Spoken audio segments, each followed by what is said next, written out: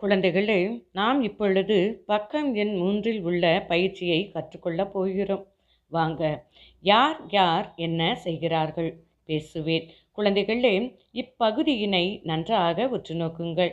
இங்குள்ள ஓவியங்கள் அனைத்திலும் மெய் எழுத்துக்கள் கொடுக்கப்பட்டுள்ளன. மெய் எழுத்துக்கள் மொத்தம் 18 ஆகும். புள்ளி வைத்த அனைத்து எழுத்துக்களும் மெய்யெழுத்துக்கள் ஆகும். இங்குள்ள ஓவியங்கள் அனைத்தும் வெவ்வேறு செயல்களை செய்கின்றன.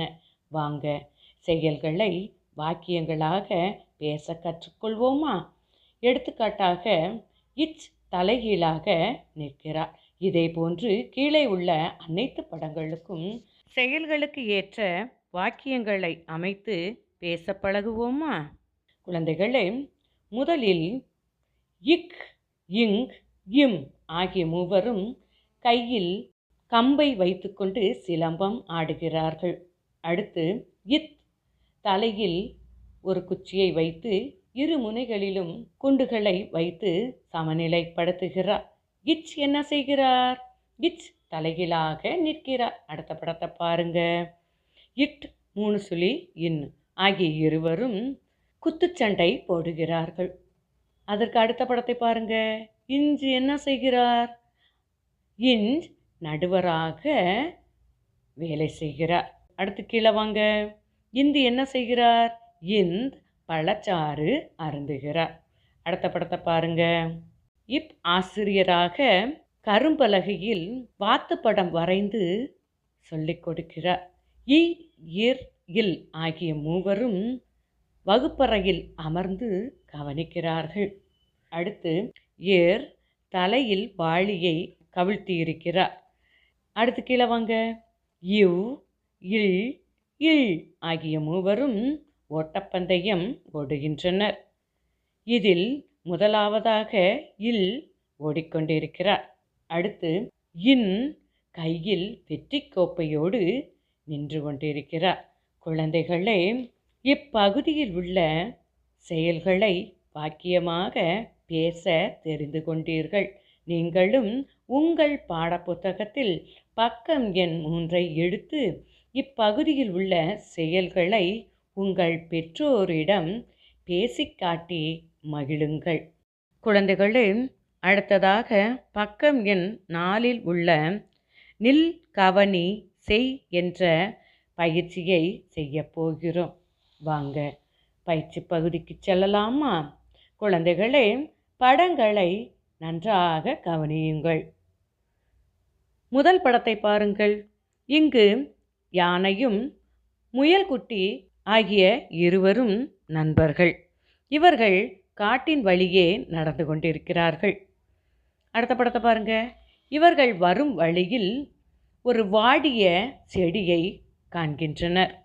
அதனை கண்டு மனம் வருந்துகின்றனர்.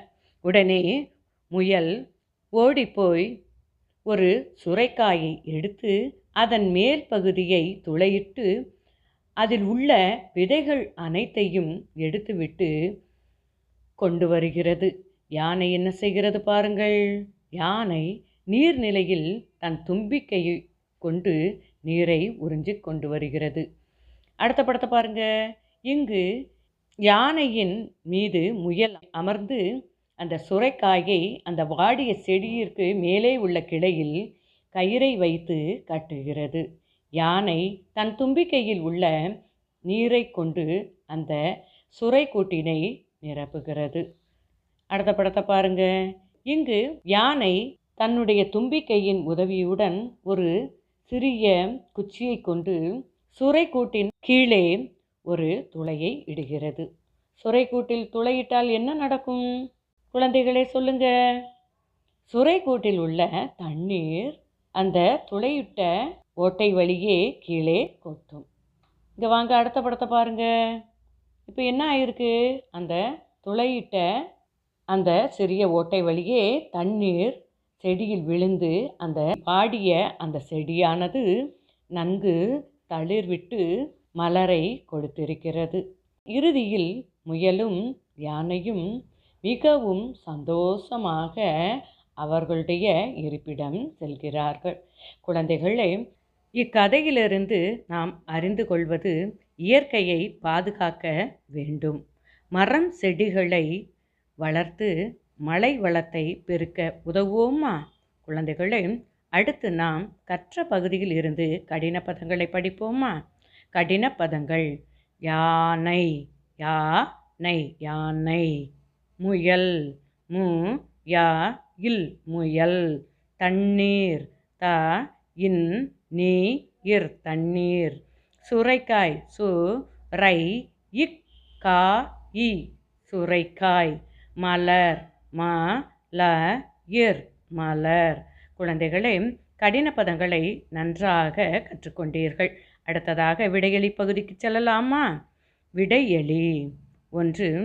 உயிர் எழுத்துக்களின் வகைகள் யாவை? குறில், நெடில். 2. மெய் எழுத்துக்கள் மொத்தம் எத்தனை? மெய் எழுத்துக்கள் மொத்தம் 18. குழந்தைகளே, நீங்களும் உங்கள் பாட ஏட்டினை எடுத்து கடின பதங்கள், விடையெளி ஆகிய இரு பகுதிகளையும் உங்கள் பாட ஏட்டில் எழுதி படியுங்கள். நன்றி.